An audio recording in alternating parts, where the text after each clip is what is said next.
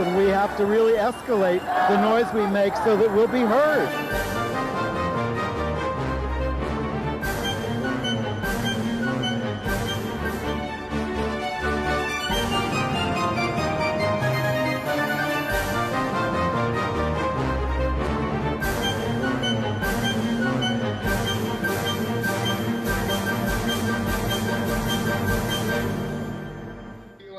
I'm Andy Humm.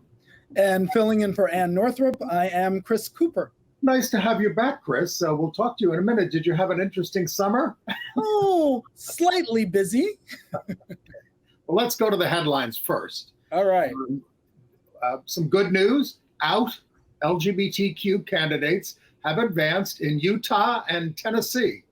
Our favorite person, Florida Governor Ron DeSantis, appoints a far-right Moms for Liberty founder to a government post. And staying in Florida, Miami-Dade School Board sided with the Proud Boys on an LGBTQ resolution.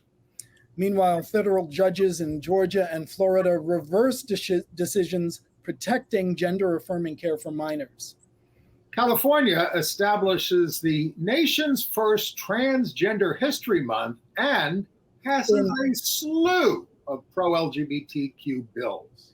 And in a different kind of transitioning, we have new things to report on Nassib, the NFL football player who's out, Karine Jean-Pierre, and Robin Roberts. In Ireland, pro-LGBTQ protesters protected a Cork library from yet another anti-LGBTQ assault. A head of state has come out. For which country? We'll have to find out later. And I've got good news for older people living with HIV. And we'll also hear from Steve Johnson, who was the brother of a gay man named Scott, who Steve worked for decades to prove that Scott was murdered in Australia in 1988. And there's now a 4-part Hulu series coming out about that. And so we'll talk about that. It's terrific. But Chris, let's start by catching up with you. I was with you last night at the National Arts Club where you were signing copies of your book. There you are with the first out assembly member in the state of New York, Deborah Glick, signing her copy. You were terrific last night. Let's put a copy of your book up. Notes, that's Better Living Through Birding, Notes from a Black Man in the Natural World. And you had your TV series on this summer, Extraordinary Birder with Christian Cooper. So talk about how all this, and that took you all over the country.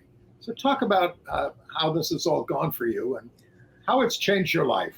Well, it's been a whirlwind, really. I mean, when I wrote the book, I thought, who the heck wants to read my memoir? And then suddenly it's on the New York Times bestseller list. And I'm like, okay. I mean, I'd love to take all the credit. I think I wrote a halfway decent book, but a lot of that comes from having two big corporate titans, Disney and Random House, sort of as the wind beneath your wings, to use a metaphor. But yeah, no, it's been very exciting. I've got to go a lot of places, meet a lot of people, and just the reception has been so warm for both the book and for the TV show, which is still running. You can still stream it on Disney Plus. And we're waiting to find out if we get a second season. So fingers crossed. I'm looking for, I was going to say, this took you to Puerto Rico, New York City, boldly going to the top of the George Washington Bridge to look at some birds, Hawaii, Palm Springs, Washington, D.C., and Alabama. How did it feel being gay and Black in Alabama these days? Well, that's my favorite episode actually for just that reason, because I'm a Northern boy. My family is Northerners for a couple of generations, but you go far enough back in the history of any African Americans, and our roots are in the South. And my dad's side of the family actually came from Alabama, but I'd never been. So actually, a year before the show, I had gone at the invitation of Alabama Audubon because I'm like, I'm not going to get a better chance to go and see what it's like. And it was so eye-opening. Walking across the Edmund Pettus Bridge was just mind-blowing, where, all that civil rights history went down and where our people were beaten bloody on Bloody Sunday. Just the being in that context, being Black and gay, and then meeting other people, both being in Birmingham, where I was shocked that, there were rainbow flags in the windows everywhere. But then when you really think about it, that's the way it is in a lot of the country. The big cities are blue, but they're surrounded by the sea of red in the countryside. So, it was really instructive in a lot of ways. And the collision of things, bird-related and race-related and family-related, which you wouldn't think would happen, and yet there they were. And so that was really a fascinating experience. Well, and we were able to recreate it for the TV show. We're all thrilled for the exposure that you're getting, because you're bringing a lot of messages. You're integrating a lot of things into your book and into your TV series. That yes, of course, the TV. It's a lot of it is about birding, but it's about a lot more social history in this country. It's a memoir, and so it's it's not a book about birding, though birding is shot through it because that's shot through my life. But then I also try to put things in context. I talk about the history of Central Park, and how African racism and African American history are bound up in that park. So yeah, Central Park used to be a black settlement essentially in New York, and they had to clear out when the park was built in the 1850s. Okay, speaking of New York, we marked the 22nd anniversary of 9/11 catastrophe here, and at the Pentagon and in Shanksville, Pennsylvania. Now, the president attended the last two. Up at Ground Zero was the vice president, with even Rudy Giuliani and Ron DeSantis in New York for that. But Trump attended none of the ceremonies, because if he can't be the center of attention, he wants none of it. Right. Now, 9/11. Here in New York, we have a tradition of on that day and into the night, they shine beams of light up into the sky, and it's very moving, and it's the emptiness of the loss of the Twin Towers. But because, and I think this is important, because you are interested in birds and care about birds, how does this affect them, and what did you do about it?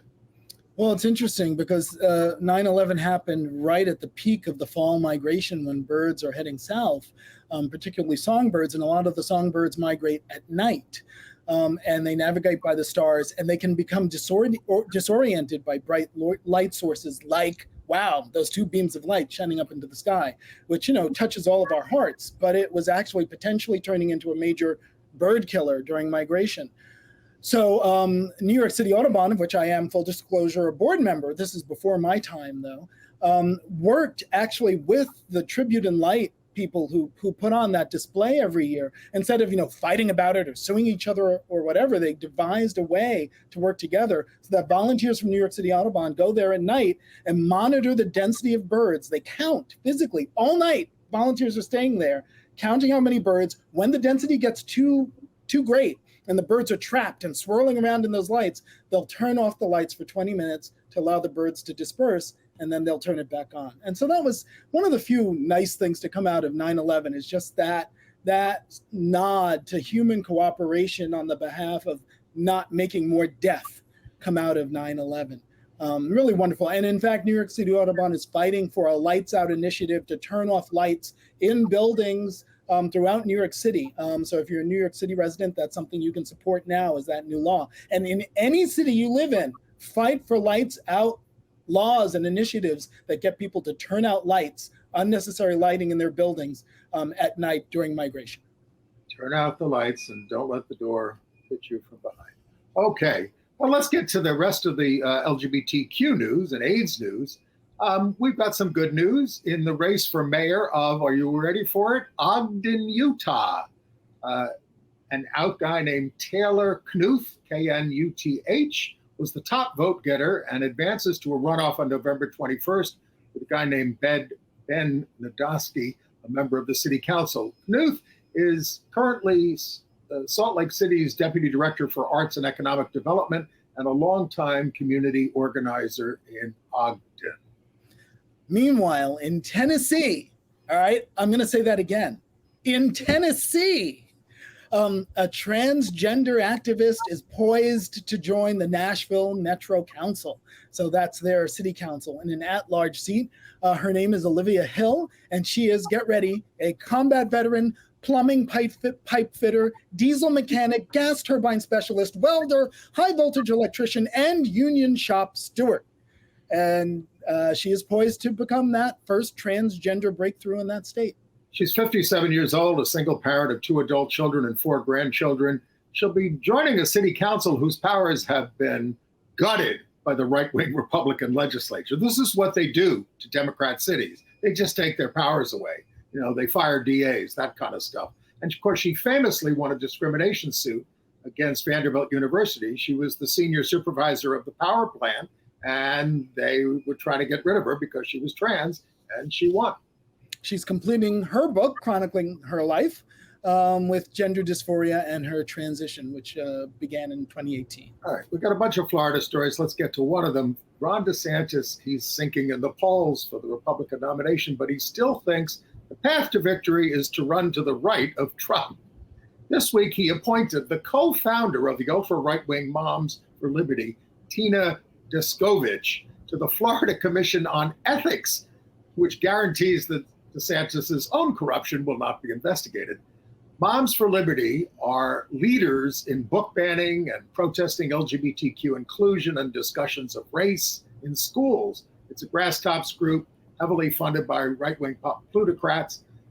Descovich herself was defeated for school board in 2020 in Brevard County by Democrat Jennifer Jenkins, who worries about political retaliation from the Ethics Commission now, which is stacked with PACs. Well, and it's something, you know, we'll see repeatedly in a lot of these stories. And obviously, you know, if you watch Gay USA regularly, you know, Andy, you and Ann talk about it every week, how it's the normalization of these extreme right-wing radicals and how they're being brought into the actual machinery of government by these guys who are racing to the bottom to prove just how conservative they can be because they have their eye on a higher office and know you can't get there without the extreme base of the Republican Party behind you. So it's really, really making things ugly. And one place where it stayed ugly is in Miami. The Miami-Dade School Board actually voted not to honor LGBTQ plus History Month this year. They came to the same determination last year. It was a vote of 5-3 to decide not to recognize it, but it was particularly contentious this year. A lot of back and forth between the two sides, and the presence of Proud Boys there standing by to intimidate people who wanted to speak. So more than 100 people had signed up to speak and to be heard. And meanwhile, you have these bully boys. Keep that picture up. These Proud Boys show up with T-shirts that say, "Shoot your local pedophile." Shoot your local. I mean, it's you know, look. I mean, nobody's in favor of child molestation. And the nerve that one of them has, I'm seeing one of them has the nerve to have Uhuru, Swahili for freedom, written on their shirt. I just want to smack that word off them. Well, most of them are wearing masks. Also in Florida, the Federal Department of Education's Office of Civil Rights has opened up an investigation into that Christopher Rufo. He's the right-wing nut who anti-LGBTQ campaigner and racist campaigner, in his role as trustee appointed by DeSantis of the new college in Sarasota, for removing gender-neutral signs from restrooms, which students tried to replace, defunding DEI and gender studies programs, and his misgendering the former DEI director. Now, this, of course, is the kind of conflict that Rufo, welcomes with the Biden administration. Complaints against Rufo were filed by students, faculty, and staff. Rufo posted the complaints on X and got the thumbs up from Elon Musk, whose trans daughter has disowned him. I will be quite honest. I refuse to go to Florida and have for the last 10 years. But I have never been more happy that I made that decision than lately, as things just get worse and worse there. And I think as many of you who can afford to make a similar choice to, I know some people have relatives down there, retired parents, whatever, so you may not have the option. But if you do, don't go to Florida. Vote with your feet. I've stopped drinking orange juice. I drink pomegranate juice now instead. It's better for you. And, if you want a warm weather vacation, go to Palm Springs, California. It's wonderful. Okay. Speaking of California, A county in San Bernardino halted the policy of the Chino school district, a county judge in San Bernardino halted Chino school district, dominated by the religious right. The policy required parents to be notified of their children changing their gender identification or pronouns at school.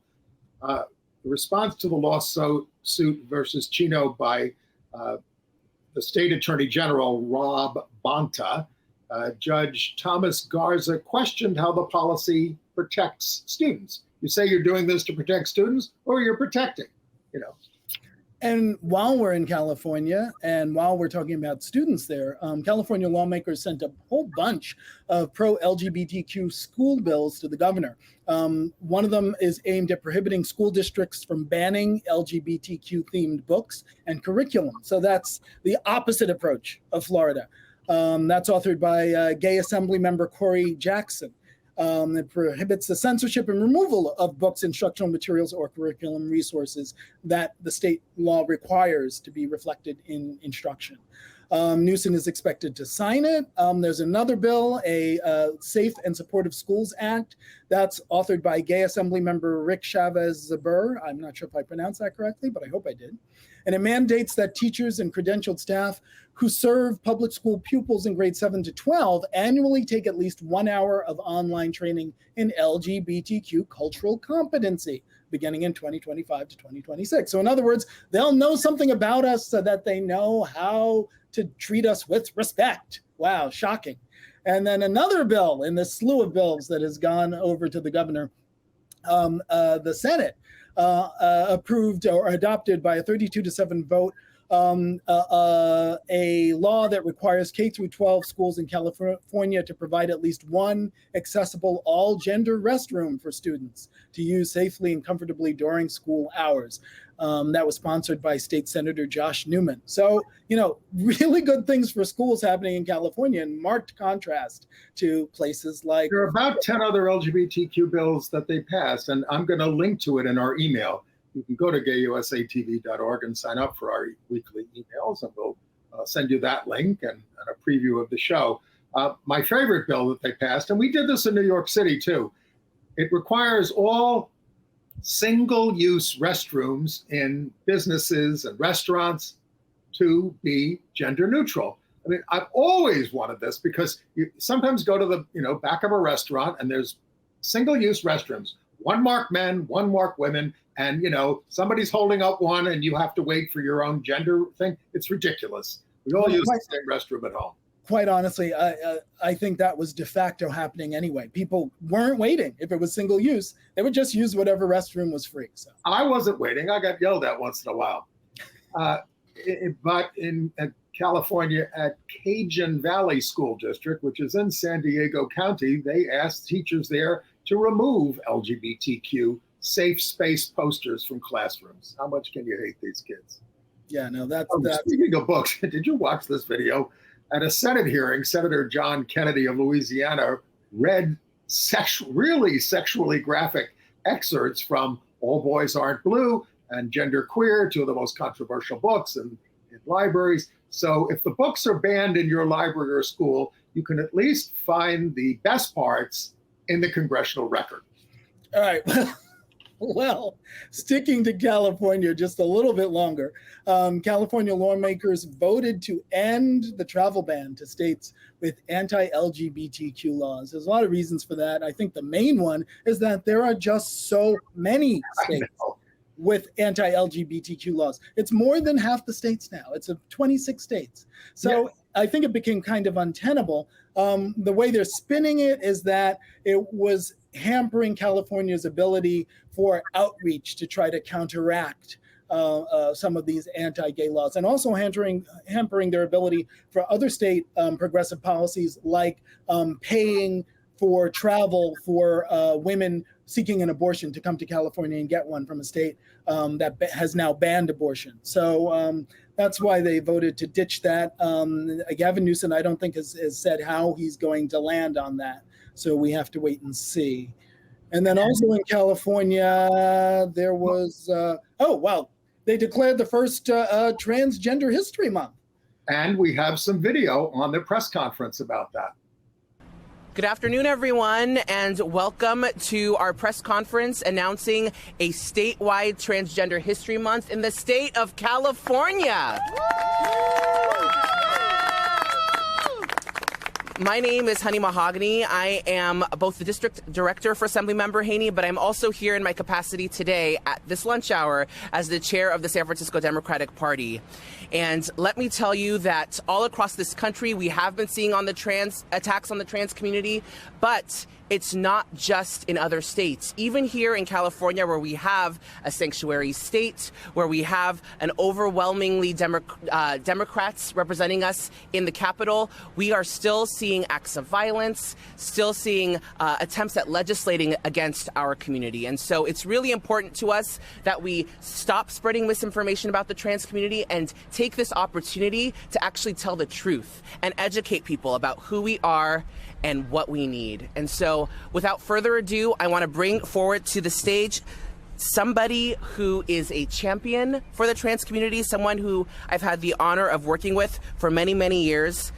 Please welcome Assemblymember Matt Haney.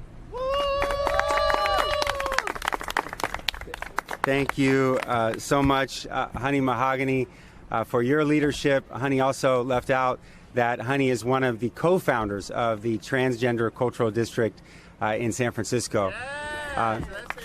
As long as there has been a California, there have been transgender people here, contributing to their communities, making history in expanding civil rights, and helping to build a California that is more inclusive and prosperous for everyone. That is a history today that we are very proud to celebrate, and that California will celebrate and uplift from this year and every year as we declare the first state to have an official Transgender History Month here in our state. Trend-setting again, San Francisco was the first city to declare August as Transgender History Month. And after today, when we vote, California will be the first state to declare officially Transgender History Month in the month of August. And speaking of the history, the resolution references 1775, when a Spanish soldier observed indigenous men, quote, in the dress, clothing, and character of women who were held in great esteem. And also the Compton's cafeteria riot in San Francisco in 1966 by trans patrons 3 years before Stonewall. And can I say, I want a cool name like Honey Mahogany. I want to be like Raptor Skylord or something like that. I'm going to make it happen. Okay. Meanwhile, bad news for trans people. Well, there was good news in California. In Georgia, a judge reversed her decision, which blocked a ban on gender-affirming care. In other words, a ban was passed in Georgia that prevented youth from getting gender-affirming care. She first ruled to block that ban, and then she reversed that block on the ban, and so now it can take effect. And this is in response to a decision by the 11th Circuit Court of Appeals that allowed a similar ban to take effect in Alabama, because these bans are popping up like toxic mushrooms. And really, I have to say, this is sort of really they've really mastered or really sort of absconded with our playbook, with the gay and lesbian playbook. When, we got all these states to pass bans on conversion therapy, quote unquote, reparative therapy on youth in order to protect youth. They've flipped that script on its head and are having way too much success with that, saying, oh, this is to protect youth, to keep them from getting gender-affirming care. Of course, the difference being that reparative therapy, quote unquote, conversion therapy, is not recognized by medical authorities as having any kind of efficacy. In fact, it's harmful, whereas gender-affirming care is recognized as medically necessary. So, and the decisions by the courts have gone back and forth. Some of them are still on hold from some of the red states. Others are. So this has got to go to the Supreme Court at some point. And for instance, parents in, I believe it's Alabama, they are appealing to the full 11th Circuit and saying, hey, this is a violation of the law against discriminating on the basis of sex and should be subjected to heightened scrutiny based on Supreme Court decisions. And it violates also, this is very important, a parent's right to make medical decisions for their children, which is supposed to be the watchword of the right wing, parents' rights. It always shocks me because, they act as if there aren't gay parents, as if there aren't gay queer kids, and when they say they're trying to protect children and they're for parental rights. Well, not everybody's. Makes me very angry. Let's go back to talking a little bit about more about books. The Florida Department of Education has banned the children's book, Christian, the Hugging Lion. It's about two men who raise a baby lion in their London apartment. There's no mention of sexuality in the book. The couple is not identified as gay. The authors of the book sued back in June over the banning of their And Tango Makes Three, about two penguins fostering an egg. But the right wing now sees homosexuality under every rock. It used to be communism, but now it's us. It's very painful. I'm ready to talk about something less triggering for me. If you're ready to talk about Carl Nassib. Let's finish up with a bit, just a couple of other state news things. All right, if you don't mind, before we let's do that. We get to all of our transitions. First of all, I want to say, all these abortion bans are driving doctors out of the states that have them because, they're just fearful that if they help with a high-risk pregnancy, they're going to go to jail. So that's happening around the country, like in Idaho and other places. And the Center for Reproductive Rights is suing in Tennessee, Idaho, and Oklahoma on behalf of women who were denied abortion care in medical emergencies, similar to a suit brought in Texas. So, this is what's happening. Okay, now let's see. Maybe we should talk about Pennsylvania. In the Gettysburg School District, the board voted to renew the contract of trans tennis coach after stalling due to the gender identity of Sasha Yates. At a hearing, the boys' tennis team captain, that's Sasha, but the boys' tennis team captain his name was Tristan Smith, accused the board of blatant transphobia for the delay. Yates has coached boys and girls since 2018, has a stellar record. Opponents of Yates falsely charged Yates with changing in the girls' locker room, charges ultimately rejected by the board. The smears came from a MAGA board member, Michelle Smyers, who works with Trump's Goebbels, Stephen Miller, and has a history of transphobic remarks. She belongs to Moms for Liberty. Yates said she was very moved by the outpouring of support. Well, note to the Gettysburg School District Board, if you're going to try to gin up this false controversy over the transgender person, and you want to refer to, they may have changed in the girls' locker room, you might want to think about the fact that you already renewed their contract previously after dismissing those charges previously. So it really doesn't make sense to dredge them up again. But that's what Smyers was all about. Well, if you watch Fox News, you probably know about this. I didn't until I read it online. And the right wing is going to have a field day with this, but an elementary school hired Dr. Shane Murnan as the principal at John Glenn Elementary School because Murnan is a drag queen outside of work. The district says that Murnan had 25 years of experience in education and is an outstanding reputation, but the superintendent of schools for Oklahoma wants him fired immediately. Ryan Walters mouthed all the right-wing talking points and saying, parents are concerned with the woke left-wing indoctrination in schools, this gender ideology thrust upon our kids. That's the way they talk about all these issues. Well, and correct me if I'm wrong, Andy, but there has been no resolution on his fate yet, is there? No. And in Oklahoma, the largest school districts are opting out of the lesson plans that are being imposed, that are being offered from Prager University, being pushed by Ryan Walters, the school superintendent, including Oklahoma City has opted out. Prager University makes propaganda films downplaying things like slavery.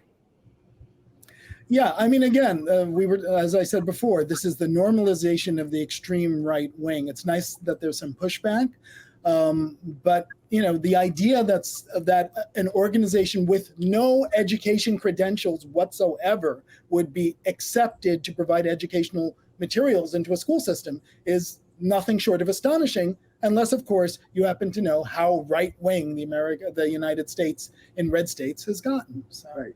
And you've read about how Bud Light was abandoned by MAGA after Bud Light partnered with trans influencer Dylan Mulvaney.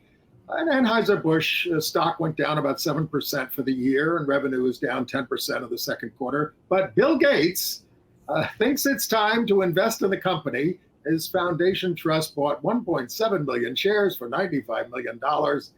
Gates says, I'm not a beer drinker, but I think this will come back. Yeah, I mean, to put this into context, I don't know that this is Bill Gates necessarily making a political statement so much as seeing a value, in a stock that is momentarily depressed. So far, it hasn't paid off for him. The stock has continued to slide 2% since he bought it. But he's also bought stock in other beer brands too. He bought $1 billion worth of shares in Heineken Holding. So, I think it's just an investment for him. But, Let's get to our transitions. I'd like to start with the civil liberties lawyer, Sarah Wunsch. She died in Massachusetts at the age of 75, survived by her spouse. She's with her there. That's Sarah in the middle, Christine Ernst. She was the deputy legal director of the Massachusetts ACLU for almost 3 decades, known for very innovative challenges to safeguard a wide range of public behavior issues, from panhandling to hairstyles in schools, a lot of LGBTQ issues. Also persuaded the New York Court of Appeals in 1984 that men may be prosecuted for marital rape. The first time a state court invalidated the marital rape exception, although 12 other states had repealed it. New York was very slow. She was at the Center for Constitutional Rights at the time. Okay. So Carl Nassib, you guys may remember him. He just retired, a professional football player. So that was his big announcement, that he's decided to retire from football after 7 seasons and I think 100 NFL games. And he was a real landmark because he was the first out player who came out while he was still playing. And his retirement happily does not seem to have anything to do with any sort of being pushed out or anything like that, like they did to Colin Kaepernick or anything like that. It's more just a matter of him wanting to move on to the next stage of his life, which is he's putting his attention into his business. He's got an app called Rayze, R-A-Y-Z-E, that helps nonprofits connect with volunteers and organizations. Okay, we told you when out Karine Jean-Pierre, who's President Biden's press secretary, we told her about her longtime partner, former CNN anchor, Suzanne Malveaux. Well, they've just split up after 10 years. They have a 9-year-old daughter they adopted together in 2014 and say they're determined not to let their relationship status affect their daughter, Soleil.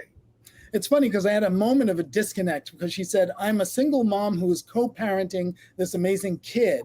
And single mom means to me that you're raising the kid alone. But I think what she meant is she is a mom who is single, who is co-parenting this amazing kid. So I was like, wait. Anyway, yes. We hope she's more precise from the platform and the Washington White House press corps. And then Robin Roberts, she kind of went the opposite direction, didn't she? Hello? Are you there? I'm here. Go ahead. Oh, you want to? You go ahead. You fill me in because I just know she got married. They did. ABC's Robin Roberts and Amber Lane. They first met in 2005. Lane is a founder of a women's wellness store. They were married in front of 31 guests and later partied with 250 in Connecticut. Guests included Roberts' GMA colleagues as well as Billie Jean King. Out weatherman Sam Champion was the MC for the evening. given Robert's schedule, she gets up at 3:45 a.m. for Good Morning America. They each have their own apartments on the Upper West Side, and they spend 3 nights a week apart. So which can be the secret to a good marriage if you can afford it. Katharine Hepburn said married people shouldn't live together, but again, that's for the rich.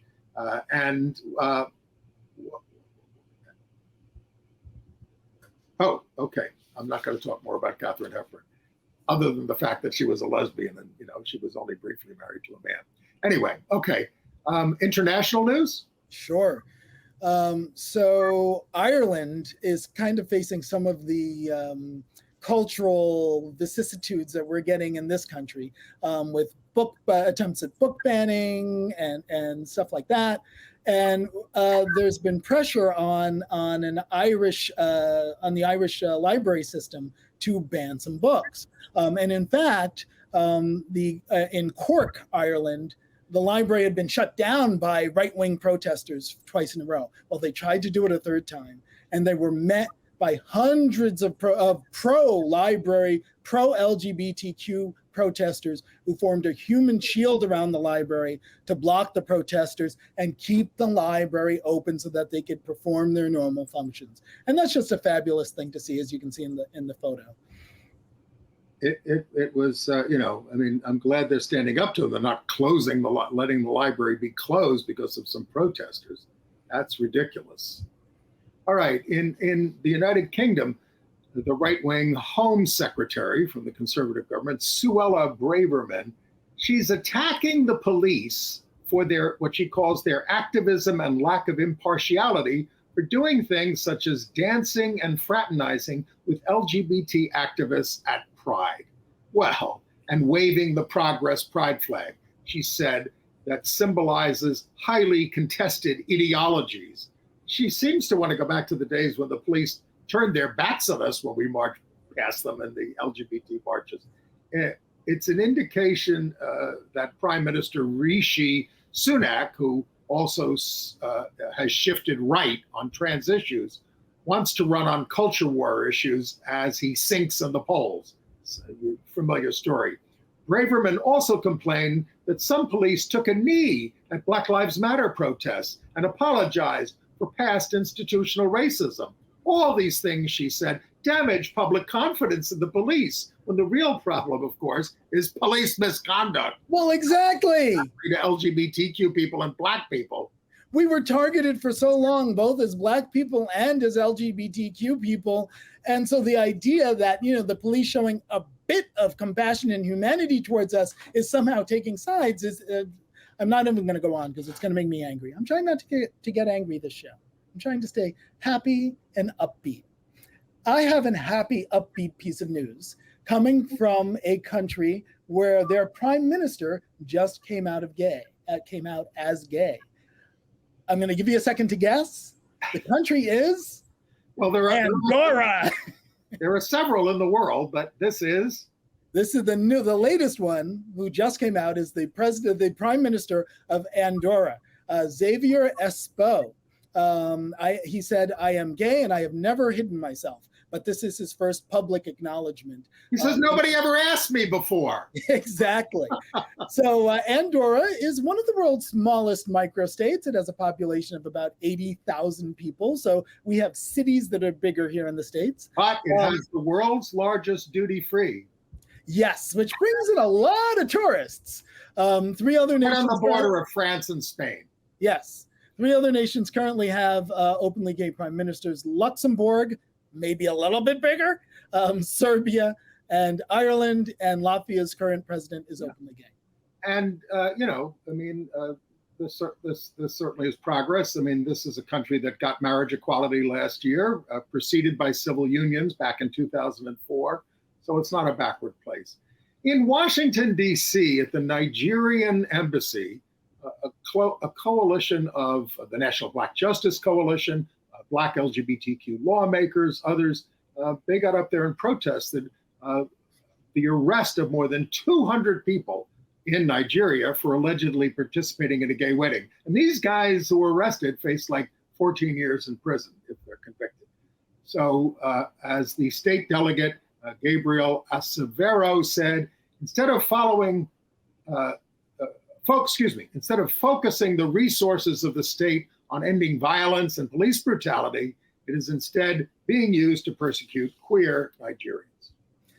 And unfortunately, this is, a pattern we have observed repeatedly in Africa, specifically Uganda, which is like one of the worst.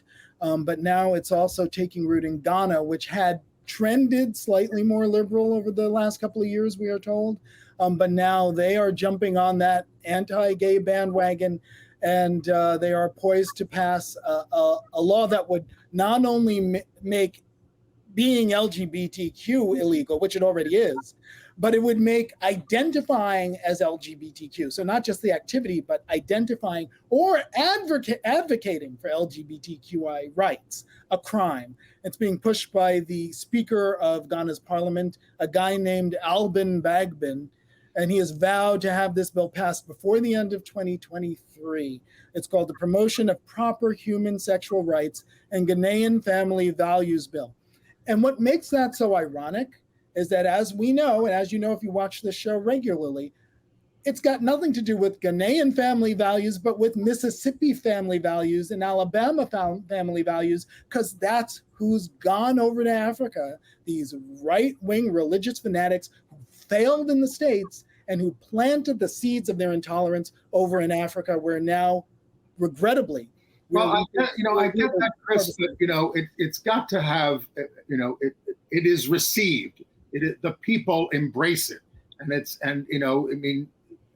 they reject colonialism, and of course, a lot of these the original anti-gay laws came from the colonial powers, but they embrace this thing. They embrace these right-wing religions. So, how is it not their responsibility? Oh no, I'm not absolving them of their responsibility, but I'm saying it's ironic that they're saying, oh, this is to promote Ghanaian family values, when in fact it's been exported, just as they say, oh, we don't want your Western values here. Well, actually, you're adopting Western intolerant values. We've tried to reason with them on that level, but it is rejected.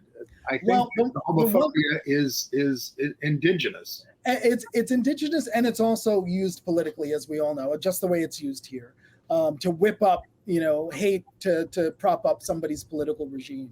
The one thing we can all do is, for example, I support an organization called Rainbow Railroad. You can look them up, rainbowrailroad.org, and they specialize in, for lack of a better analogy, an underground railroad to get the most vulnerable refugees out of these places and into safety in Western countries like Canada and the United States. So, rainbowrailroad.org is definitely worth looking into. On our Gay USA Facebook page, I'm constantly getting notes from people who want to get out of various countries from all over the world, but many from Africa, and they're just desperate at this point. All right, AIDS news. Sure. I got some good news from middle-aged and older people living with HIV. This new study shows that a statin drug lowered their risk of heart attacks and strokes by a third. There are well over 500,000 people over 50 living with HIV, and 2/3 of their deaths come from causes other than HIV. Though HIV contributes to liver disease, kidney problems, cognitive decline, some cancers, and 3/4 of them have heart disease. Under Dr. Fauci, the NIH invested $100 million into a randomized trial of this statin drug. It's called Reprieve. Fauci said the results of the study are even better than he expected. The full findings will be presented in November. So more than 40 years into the plague, the U.S. is finally paying attention to other things that shorten the lives of people with HIV. Well, and just to give a little bit more context on this, Andy, I don't think the drug is called Reprieve. I think the trial was called Reprieve. And statins are a class of drugs. So there's a whole bunch of statins. There's atorvastatin, pitavastatin, pravastatin, and their common names are very familiar. Lipitor, Crestor, their brand names, are very familiar because they are some of the most prescribed drugs in the world. They are the go-to drugs for lowering your cholesterol. And they've been around for like 40 years. They're well studied. So it's not like it's some new treatment. It's something we've had in our tool belt for a long time that doctors are super familiar with. But what the study showed was that even in people who normally wouldn't be prescribed statins, if you gave it to them, if they were HIV positive, you got that more than 1/3 decrease in mortality from cardiovascular disease, which is what gets people, if they live long enough and don't die from AIDS because they've gotten treatment, they get it from cardiovascular disease. And this is helping to reduce that. So it's a huge plus and a huge win for long-term survivors with HIV. So it's very promising.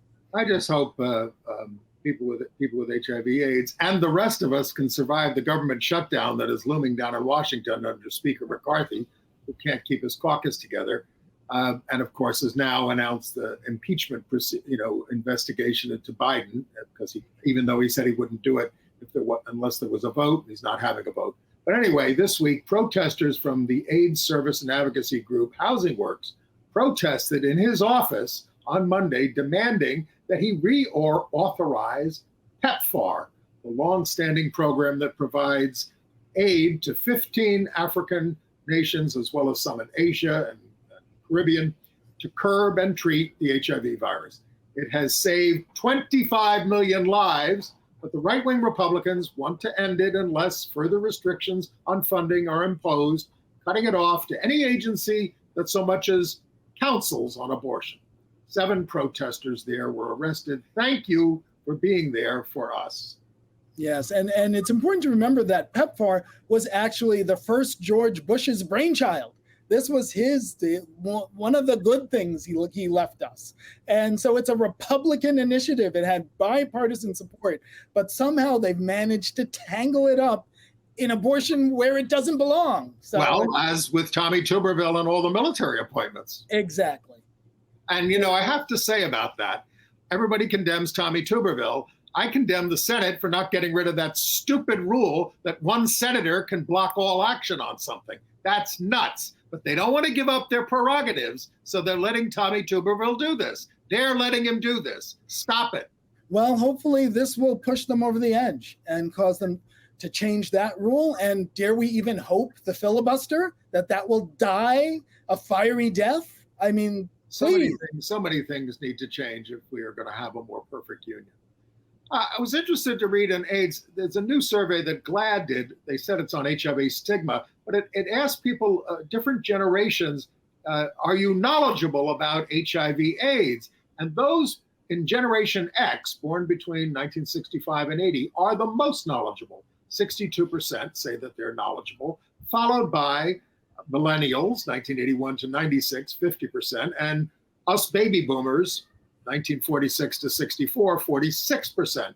Generation Z, born in 1997 to 2012, is sadly at 34%, and they have the highest rates of transmission among those 13 to 35. They're 57% of new cases. So, and of course, they're the most sexually active. But it's AIDS education is dying. I mean, we had a big push for it in the 90s, and then when it was a hot issue, and it's gone by the wayside. Yeah, all I can think of is that old phrase, those who are unaware of history are doomed to repeat it. So. Absolutely. Well, entertainment news. Sure. At the 92nd Street YMHA in New York, I just want to announce this. Trans Jeopardy champ Amy Schneider is going to be in conversation with Harvey Fierstein on Wednesday, October 2nd. Amy has a new book out, In the Form of a Question, The Joys and Rewards of a Curious Life. Of course, she's an out trans hero. Okay. Awesome.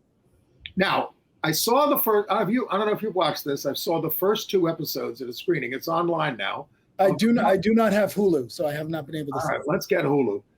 Of Never Let Him Go, about the 1988 murder of American gay man Scott Johnson, who was a brilliant mathematician, thrown off a cliff from a gay cruising area in Manly, Australia, which outside of Sydney, which is, by the way, the hometown of our sometime co-host Merrin Johns, who lived there. It's a gripping story on how Scott's older brother, Steve Johnson, pursued justice for him for decades, and Steve spoke at the New York premiere last week. As you saw in the film, I had a lot of help and a lot of support. I have a very loving family and group of friends, and the case just attracted more friends. I often wonder whether I have more friends in Australia than I do in the US. There are so many people that I've gotten to know and that have seen this as important and helped me. So this isn't a solo adventure of mine. It certainly seemed like something I could never let go of. Great title, by the way. And Scott would have done the same for me. It was, my son, who's very sorry he couldn't be here, and also sorry he's not in the film. He was on the West Coast and not quite as available. Ruben, who you see in the film a couple of times, and took some of the footage. I was talking to him a few years ago when it looked like we weren't going to get a police investigation. This was in 2018, before Welsford kicked off, and so I was thinking about how we would tell the story, and I thought of it in terms of the 7 samurai, except there were 12 or 15 of these magnificent people that joined forces to get us at least the conclusion that Scott died by homicide. And he said, this isn't the right story, it's really the Lord of the Rings and you're Frodo. Don't tell anybody I said this, but I'm Frodo. That you were given this mission that you had no choice about. And you attracted friends and people who helped you, and you couldn't give up because you really had no choice. And that is the way I feel. So being told that I've been perseverant, I think I credit the old police for that, the police that forced me to be perseverant because I didn't do anything for so many years. I just had to keep on working on this. And then finally, this lovely group of police in the last 5 years really got to work and fell in love with Scott and the mission they were on, and that's why they're here at their own expense in America at this premiere, and it's really a pretty amazing part of the story. Never Let Him Go on Hulu now, and it is a 4-part series, and it is a terrific story, and it's so great to see, a guy like Steve, a family member, make this thing. But I want to say one thing. When he said, you were given this mission, you had to accept. You were given this mission because of what happened. But you know what? That's true of every LGBTQ person. We didn't choose to, be different or anything. We are, and when we discover it, our lives change. We are given a mission. We're going to have to spend most of the rest of our lives fighting with the rest of society over the way we're treated. I mean, I didn't set out when I was a little kid to be a gay activist. But that's the way my almost 70 years have gone. And I think it's important also to recognize that, one of the reasons why this story comes to such a wonderful, successful conclusion is because Stephen, the brother, had a lot of resources at his disposal because he was very successful in, the tech world. He had sold his company for like $100 million or something like that. So he could afford to pursue this. He was able to make the connections to politicians, American politicians who had the reach to reach down to Australia. So yeah, I don't want to give too much away, but for instance, exactly when the case is lagging, he hires the reporter who investigated the John Benet Ramsey case, who was a real, great reporter. And he sends him to Australia to stir the pot. And the first thing that the guy discovers is, although the police, when they investigated the murder, they said, oh no, this wasn't a gay cruising area. He talks to just people, the guys who work at the factory right next to the area, and they say, oh yeah, the gays are in there all the time. And they're always getting beaten up and everything like that. So the police did a terrible job in the beginning because they didn't care. police were very anti-gay, and the amount of anti-gay violence in and around Sydney was appalling in those days. I had to refresh my memory about the case, and I don't want to give too much away about the series, but when I read the story and about the other things that had happened there around it, I was shocked at the numbers and what had been going on. So it's I'm hoping to see it. I may have to get Hulu so I can see it. Okay. All right. So now we want to hear from you about, Anne has already given us her review. We want to hear your review of Bottoms. How did I miss Anne's review? I watch Gay USA every week. Maybe I missed a week or something. I thought it was great. I loved it. Normally sex-fueled high school comedies aren't my thing, but twisted high school comedies like Heathers and Mean Girls is definitely my thing. And this has a wonderful twist in that it's from a unabashedly lesbian point of view. It's over the top. It's not meant to be taken literally. For example, the football players who are kind of the villains for the whole thing, you never see them outside of football uniform. They are always have their jerseys on. So, it's not meant to be realistic. It's meant to be fun and over the top and stupid. And basically, these two lesbian women, the two lesbian girls at the bottom of the social ladder in high school, decide they're going to get some sex by starting a girls' fight club. And it just goes from there and spins out of control. And it does include a former NFL running back, Marshawn Lynch, has a great supporting role in it, very funny. But the reason why he took the role is because his sister is lesbian. And he said himself that he wasn't always supportive back in the day in high school when she first came out. And now they're all good, but he felt like this was a way of paying it back to her. So that's one of the reasons why he agreed to do it. It's co-written by the director Emma Seligman, who is openly gay. So who says there's no good news on Gay USA? We have Chris Cooper here with his great year of success. We have this new movie with all these people and people repenting and winning cases and all that kind of stuff. And we have Cassandro coming out this weekend. Yes. Where is it coming out? In theaters? In theaters, starring Gael Garcia Bernal, about the luchador in Mexico who was openly gay. Yes, so we're looking forward to that. And anything else? What's next on your agenda, Chris? Oh, who knows? I can't keep track of me. Well, it's been great to have you here. And again, go to our website, gayusatv.org. If you support what we're doing, help us out. And or sign up for our emails at gayusatv.org. We much appreciate it. Great to be here. Thanks for having me, Andy.